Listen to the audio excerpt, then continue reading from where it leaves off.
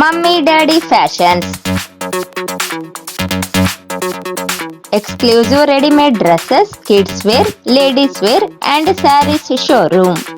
Address SNT Complex, Mini Talkies, South Kacheri Road, Raichur.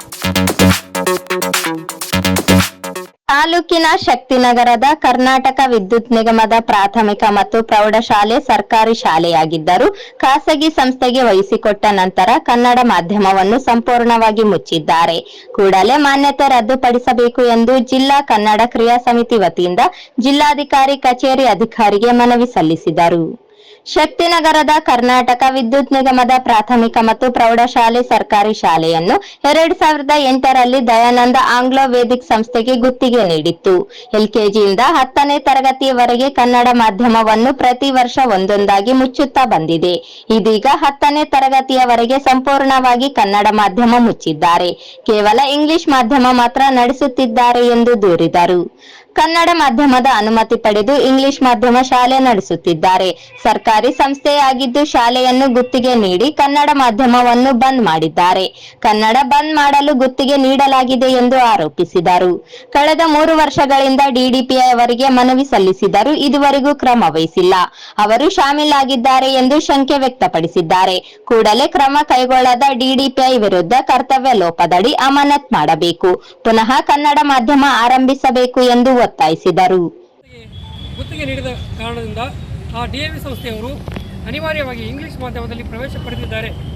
ಈ DAV ಸಂಸ್ಥೆಗೆ ಮಕ್ಕಳು ಕನ್ನಡ ಮಾಧ್ಯಮ ಇರಲಾರದೆ ಅನಿವಾರ್ಯವಾಗಿ ಇಂಗ್ಲಿಷ್ ಮಾಧ್ಯಮದಲ್ಲಿ ಪ್ರವೇಶ ಪಡೆಯುತ್ತಿದ್ದಾರೆ ಮತ್ತು ಕೆಲವರು ಬೇರೆ ಕಡೆ ತೆರಳಿದ್ದಾರೆ. ಡಿಎವಿ ಖಾಸಗಿ ಶಿಕ್ಷಣ ಸಂಸ್ಥೆಯು ಹೀಗೆ ಕನ್ನಡ ಮಾಧ್ಯಮದಲ್ಲಿ, ಅದರಲ್ಲಿ ವಿಶೇಷವಾಗಿ ಗಡಿ ಮತ್ತು ಗ್ರಾಮೀಣ ಭಾಗದಲ್ಲಿ ಸುಮಾರು 30 ವರ್ಷಗಳ ಇತಿಹಾಸವಿರುವ ಕನ್ನಡ ಮಾಧ್ಯಮ ತರಗತಿಗಳನ್ನು ಬಂದ್ ಮಾಡಿರೋದು ಸಹಿಸುವಂಥದ್ದು ಅಲ್ಲ, ಕ್ಷಮಿಸುವಂಥದ್ದು ಅಲ್ಲ. ಇದನ್ನು ಯಾರು ಹೇಗೆ ಖಂಡಿಸಿದರೂ ಕಡಿಮೆಯೇ ಸರಿ. ಹೀಗೆ ಕನ್ನಡ ಮಾಧ್ಯಮವನ್ನು ಸಂಪೂರ್ಣವಾಗಿ ತೆಗೆದುಹಾಕಿದ ಈ ಸಂಸ್ಥೆಯು ಕನ್ನಡಕ್ಕಿಂತಲೂ ದೊಡ್ಡದೇ.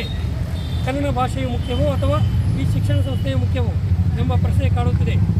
ದಯವಿಟ್ಟು ಈಗಲಾದರೂ ಇದನ್ನು ಗಂಭೀರವಾಗಿ ಪರಿಗಣಿಸಿ ಇಂಥ ಶಿಕ್ಷಣ ಸಂಸ್ಥೆಯ ಮಾನ್ಯತೆಯನ್ನು ರದ್ದುಪಡಿಸಿ ಈ ಭಾಗದಲ್ಲಿ ಕನ್ನಡ ಮಕ್ಕಳಿಗೆ, ಅಪಾರ ಮಕ್ಕಳಿಗೆ ಈ ಹಿಂದಿನಂತೆ ಕನ್ನಡ ಮಾಧ್ಯಮದಲ್ಲಿ ವ್ಯಾಸಂಗ ಮಾಡುವಂತೆ ಪರ್ಯಾಯ ವ್ಯವಸ್ಥೆ ಮಾಡಿ ತನ್ಮೂಲಕ ಕನ್ನಡ ಗಡಿ ಭಾಗದಲ್ಲಿ, ಗ್ರಾಮೀಣ ಪ್ರದೇಶದಲ್ಲಿ ಮತ್ತೆ ಕನ್ನಡ ಮಾಧ್ಯಮವು ತಲೆ ಎತ್ತುವಂತೆ ಮಾಡಿ ಅನುಕೂಲ ಮಾಡಿಕೊಡಬೇಕಾಗಿ ವಿನಂತಿಸಲಾಗುವುದು.